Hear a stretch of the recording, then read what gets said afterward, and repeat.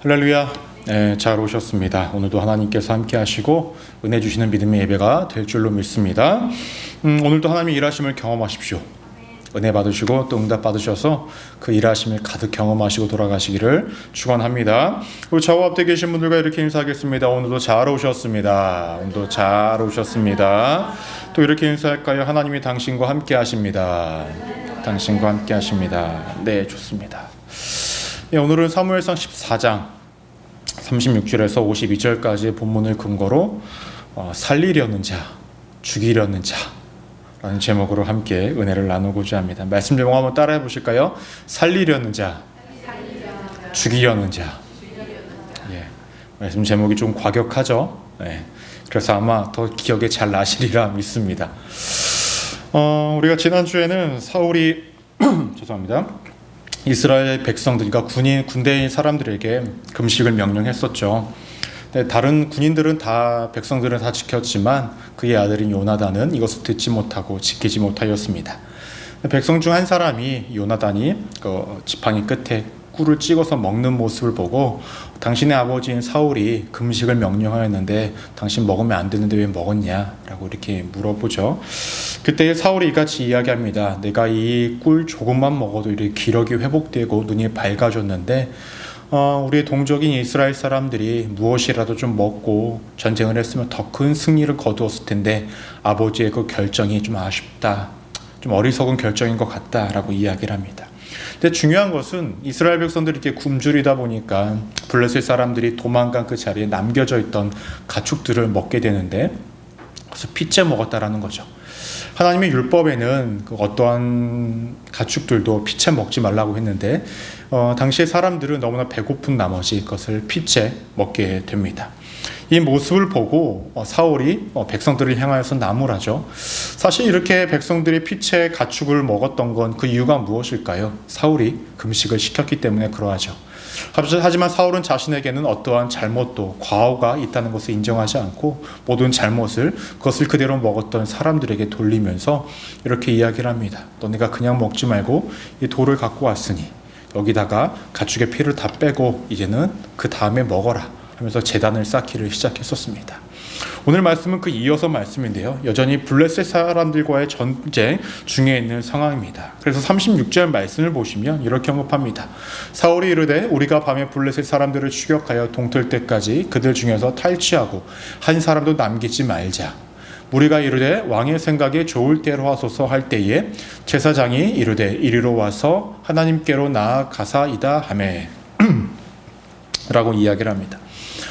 사울이 밤에 그 블레셋 사람들을 추격하자라는 거예요. 여러분, 전쟁을 함에 있어서 전쟁의 그 밤에 전쟁을 하면은 공격을 하는 사람이 유리할까요? 불리할까요? 굉장히 유리하죠. 이렇게 본다면 사울이라는 사람은 굉장히 전쟁에 좀 능통하고 효과적인 전쟁을 할 수 있는 그런 능력이 있던 사람입니다. 물론 우리가 성경을 봤을 때 사울이라는 사람은 하나님의 뜻에 맞지 않는 삶, 그리고 하나님이 원하시지 않는 왕의 모습을 갖추었기 때문에 부정적인 모습을 많이 보기는 하지만 성경에 나타나고 있는 사울의 모습 속에서 전쟁을 할 때에는 그가 전쟁에는 제법 능한 사람으로 우리가 볼 수가 있습니다. 우리가 함께 읽었던 말씀 47절에서 48절 말씀을 보시면 이렇게 언급을 합니다. 사울이 이스라엘 왕위에 오른 후에 사방에 있는 모든 대적 곧 모압과 암몬 자손과 에돔과 소바의 왕들과 블레셋 사람들을 쳤는데 향하는 곳마다 이겼고 용감하게 아말렉 사람들을 치고 이스라엘을 그 약탈하는 자들의 손에서 건졌더라 라고 말씀합니다. 이렇게 본다면 사울은 전쟁을 잘하는 사람입니까? 못하는 사람입니까? 잘하는 사람이에요. 전쟁을 할 때 능력이 있는 사람입니다.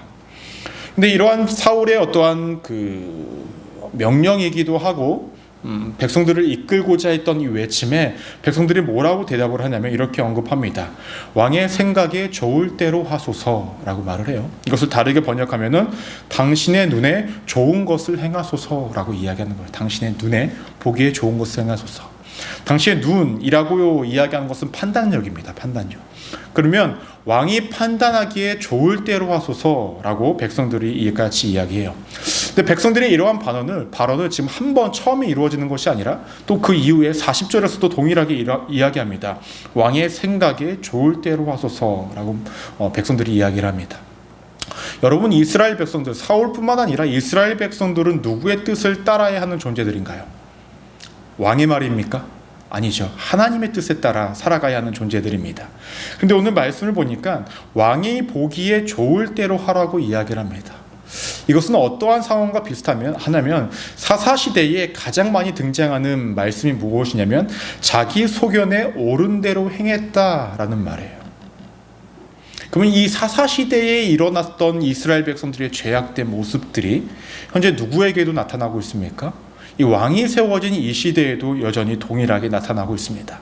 시대가 변했고 환경이 변했지만 여전히 하나님의 뜻과는 거리 있게 살아가는 것이 이스라엘 백성들이었다는 것입니다. 여러분, 사람이 변한다라는 것은 참으로 어려워요. 어찌 본다면 참 불가능하게 느껴집니다.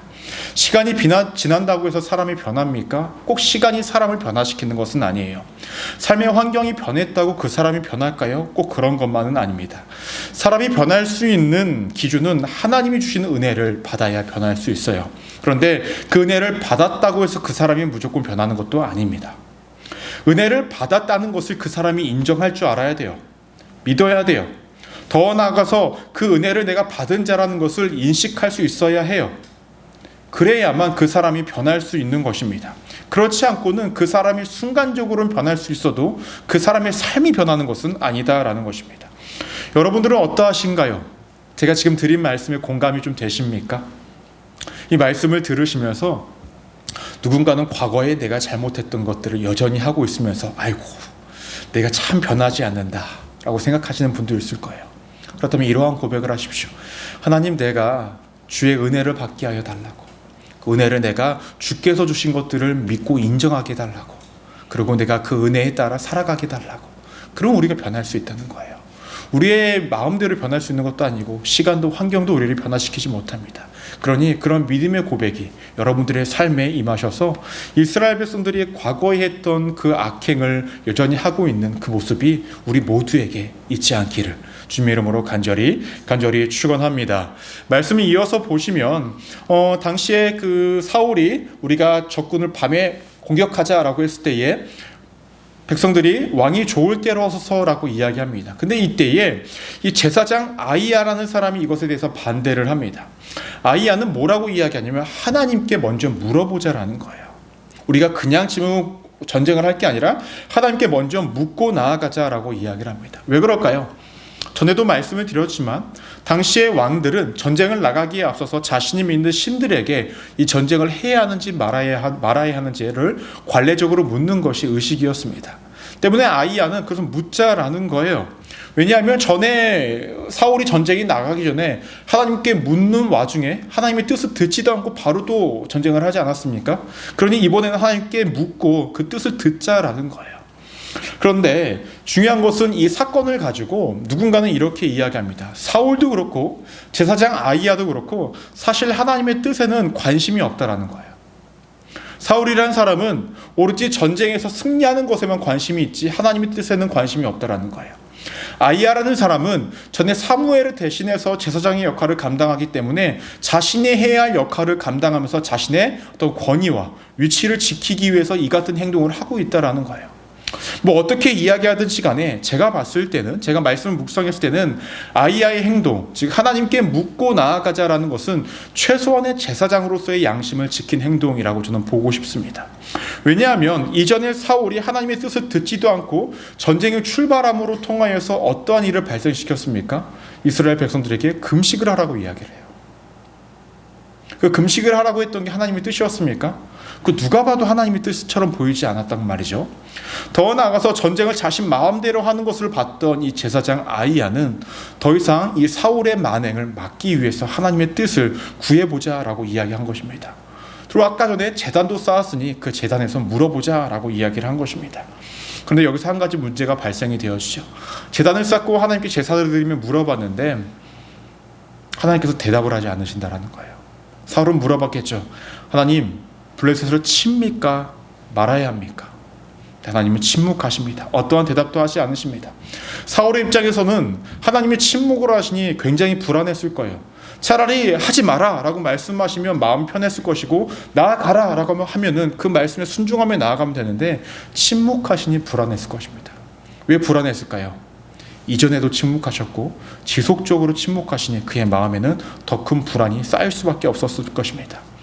사울은 이렇게 생각했겠죠. 하나님께서 침묵하시는 것이 자신들이 어떠한 죄로 인하여서 하나님께서 침묵하시는 거다라고 생각을 합니다.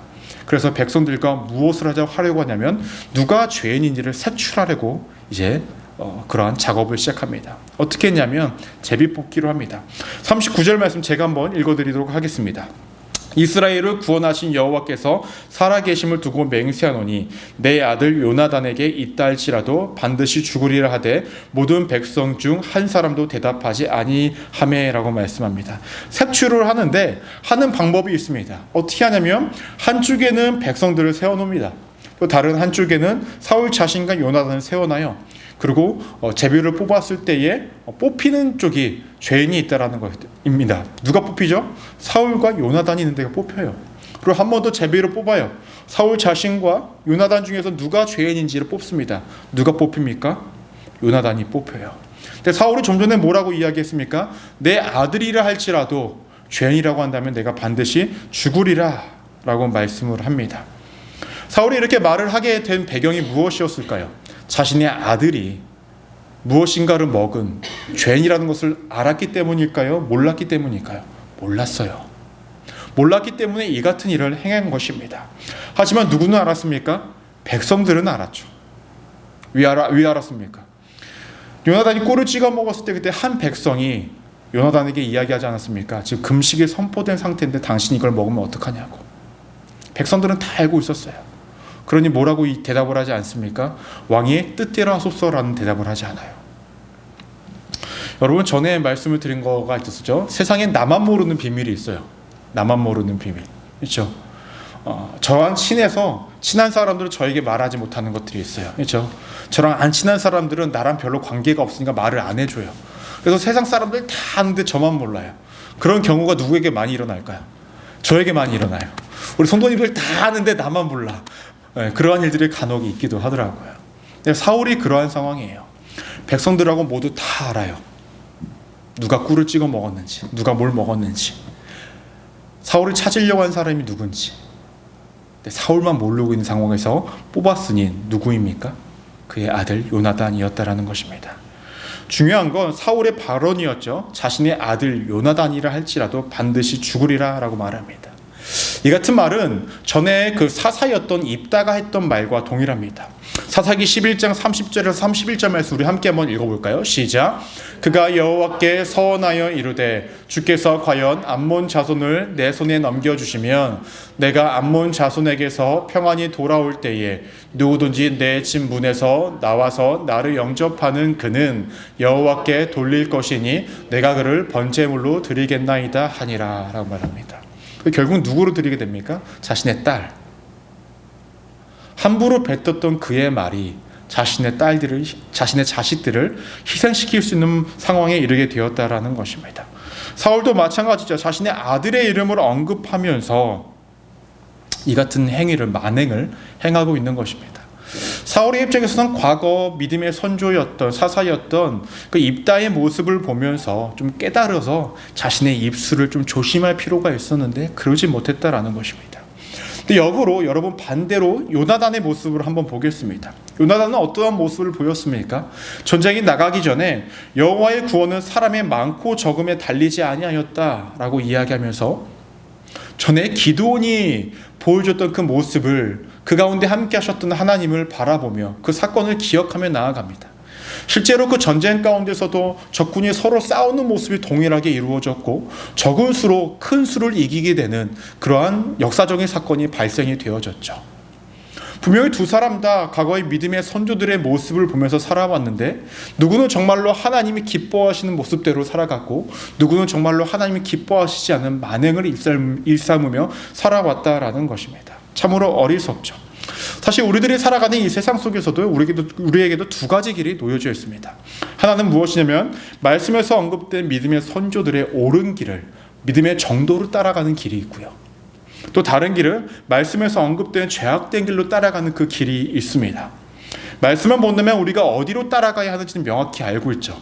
그렇죠. 옳은 길, 믿음의 정도를 따라가야 한다는 걸 명확히 알고 있습니다.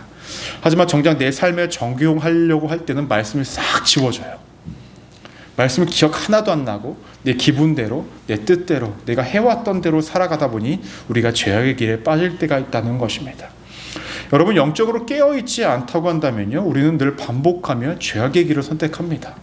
당시에 믿음의 선조들뿐만 아니라 성경에서 언급되어졌던 많은 사람들이 죄악의 길로 빠졌던 이유가 무엇일까요? 영적으로 깨어있지 못하다 보니 늘 주변 사람들이 하는 대로, 늘 주변 사람들이 살아가는 대로 자신들도 살아갔던 것입니다. 우리는 매사에 조금은 천천히 걸어갈 필요가 있습니다. 그리고 조금은 진중하게 걸어갈 필요가 있어요.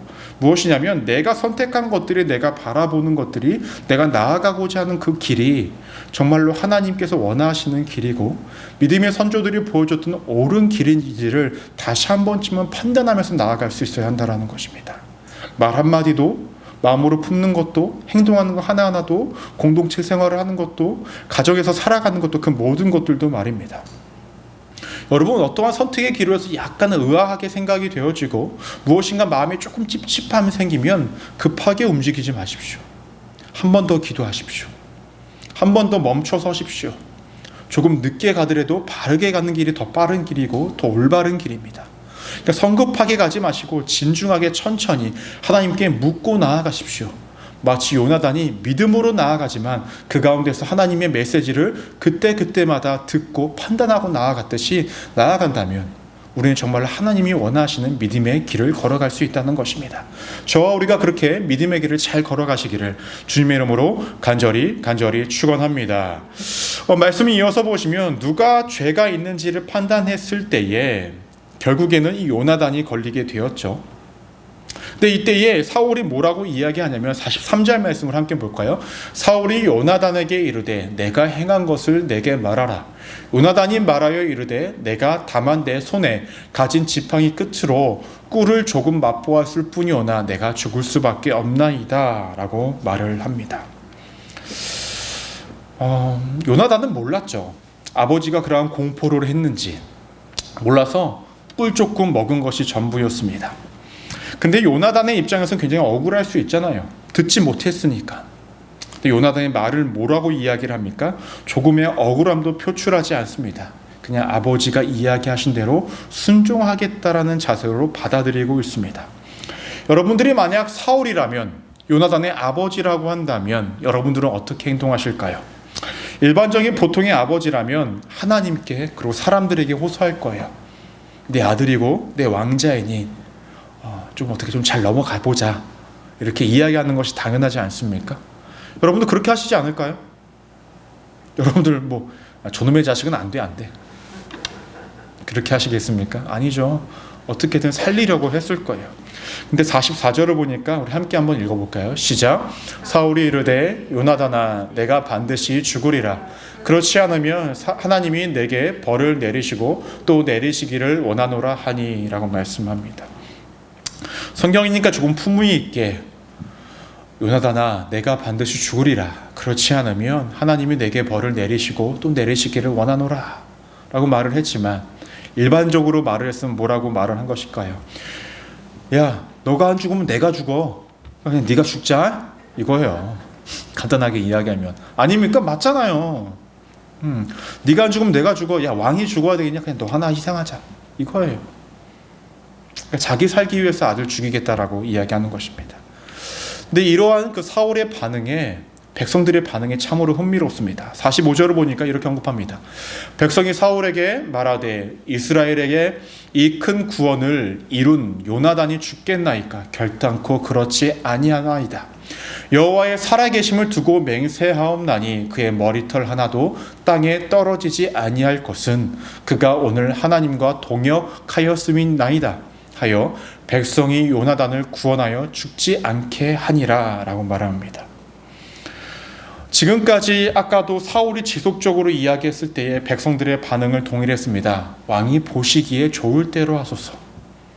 근데 아까 39절에서 내 아들 요나단이라 할지라도 내가 반드시 죽이리라 라고 말을 했을 때 그때 백성들은 대답하지 않았습니다.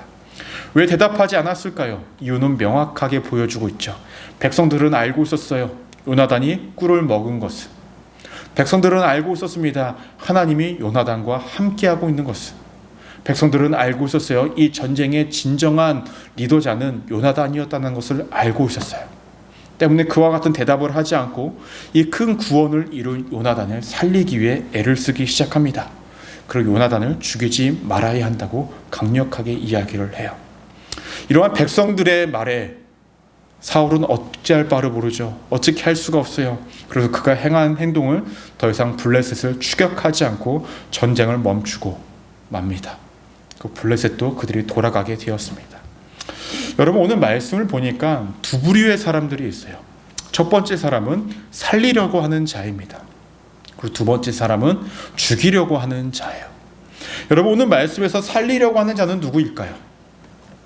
백성들이 맞죠. 근데 이 블레셋과의 전쟁 가운데서 전체적인 맥락 가운데서 살리려고 하는 자는 누구냐면은 요나단입니다. 요나단은 누구를 살리려고 했을까요? 이스라엘 백성들을 살리려 한 거예요. 요나단이 블레셋에 자신의 부하 한 명과 들어간 것은 무엇입니까? 상황적으로 너무나 불리하니 어떠한 변화를 일으켜서 이스라엘 백성들을 살려보고자 했던 것이에요. 때문에 믿음으로 나아갔고 하나님께 물으면서 나아가고 있었다는 것입니다. 말씀을 잘 보시면요, 요나단은요 자신이 살기 위해서 적군 앞으로 나아간 것이 아니에요. 자신의 백성들을 살리기 위해서 자신이 희생해서라도 내 민족 내가 살려보겠다라는 마음으로 나아가고 있었다라는 것입니다. 여러분, 오늘 말씀 속에서 블레셋과의 전쟁 가운데서 요나단이 살려고 애썼던 적이 있었습니까? 단 한 번도 없었어요. 자신이 희생해서라도 자신의 민족들을 살리고 싶었어요. 자신이 희생해서라도 하나님의 뜻이면 내가 죽더라도 이스라엘 백성들을 살릴 수 있을 거라는 믿음으로 나아간 것입니다. 그런데요, 요나단은 우리가 단순히 알고 있듯이 어떤 영웅 심리로 나아간 것이 아니었습니다. 자신이 왕의 아들이기 때문에 나아간 것이 아니었어요. 당시에 이방 민족의 사람들이 이스라엘 백성들을 비하한 발언이 무엇이라고 말씀드렸었죠? 히브리 사람이었어요. 당시에 이스라엘 백성들도 이방 사람들을 비하하면서 나아가는 말이 있었어요. 그것은 무엇이냐면 사무엘상 14장 6절 말씀을 보시면 우리가 이 할례받지 않은 자들에게로 건너가자라고 이야기해요. 할례받지 않은 자들이라고 표현하는 게 이스라엘 백성들이 이방 민족의 사람들을 약간 비하하면서 이야기하는 거예요. 즉 자신 이스라엘 백성들은 이 블레셋 사람들에게 이렇게 억압받고 고통받고 힘겨움 속에 있을 백성이 아니다. 근데 왜 우리 민족이 저 블레셋으로 인하여서 이렇게 움츠러들고 있고 힘겨움 가운데 있으니 우리가 이 백성들을 살려야 한다라는 거예요. 때문에 이 요나단이 자신의 그 부하 한 명과 앞으로 나아가기를 시작했다라는 것입니다. 자신을 희생해서라도 자신이 사라진다 할지라도 말입니다. 여러분, 성경을 보시면 자신의 삶을 온전히 희생하신 그 분이 명확하게 등장할 때가 있습니다. 언제입니까? 신약 성경에서 예수님입니다. 예수님의 삶을 보시면요, 희생으로 시작해서 희생으로 마침표를 찍으신 분이에요. 예수님께서 십자가에 못 박히신 그 희생, 누구 때문입니까? 인류의 구원 때문이에요. 근데 단순히 십자가 그 사건만이 희생이 아니었어요. 그분이 어릴 적부터 살아오면서 공생의 모든 기간 동안에 모든 과정이 다 희생의 여정이었습니다. 나 하나 희생하여서 많은 사람들에게 복음 전할 수 있다면, 나 하나 희생하여서 누군가를 고치고 위로할 수 있다면 그 어떠한 것도 감내하겠다라는 것이 예수님의 마음이고 삶이었다라는 것입니다. 여러분, 누군가를 살리기 위해서는요, 희생이라는 것이 반드시 필요합니다. 때로는 내가 어떠한 것들을 포기해야 할 때도 있고요, 믿음으로만 전진해야 할 때도 분명히 있다는 것입니다. 참으로 어렵죠. 여러분, 복음으로 누군가를 살리고 살아가는 것이 누구나 할 수 있는 일은 아니기 때문에 어려운 거예요.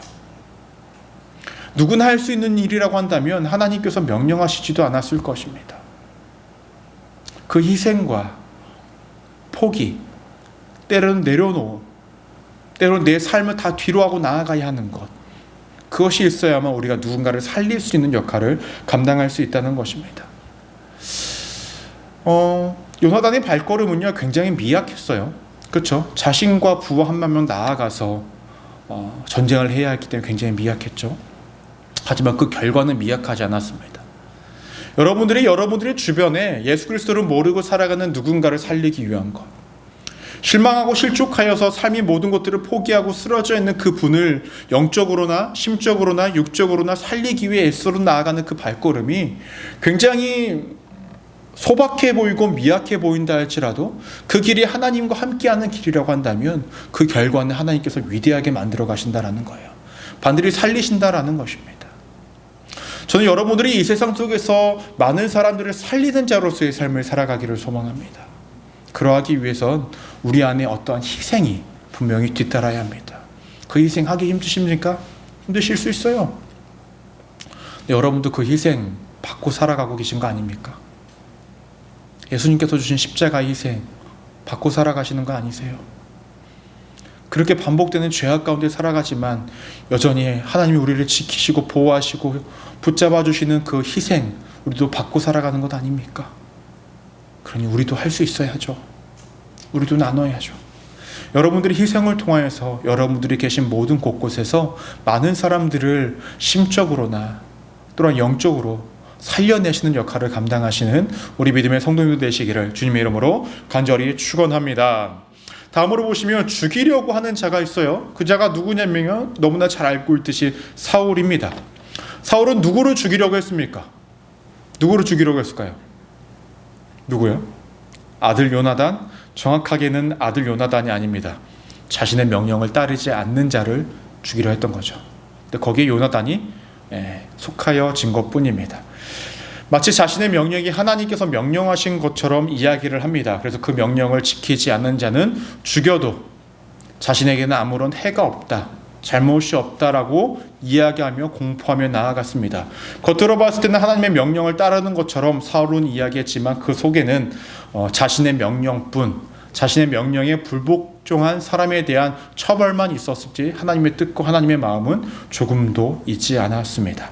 하나님이 허락하신 것은 아무것도 없었고 하나님이 허락하신 처벌도 존재하지 않았습니다. 사울이 행하고 있는 것은 모든 것들이 자신에게만 초점이 맞춰져 있습니다. 자신의 명성을 지키기 위해서, 자신의 권위를 지키기 위해서 어떤 희생양을 찾을 수밖에 없었습니다.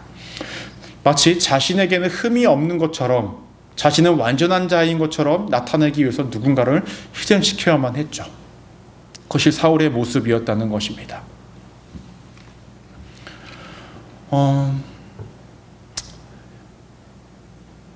사실 말씀을 보면요, 사울 빼고 모든 사람들은 다 알고 있었습니다.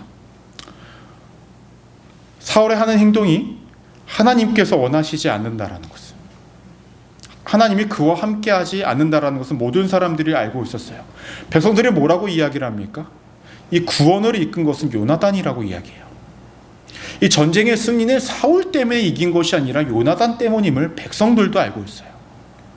백성들은 봤어요.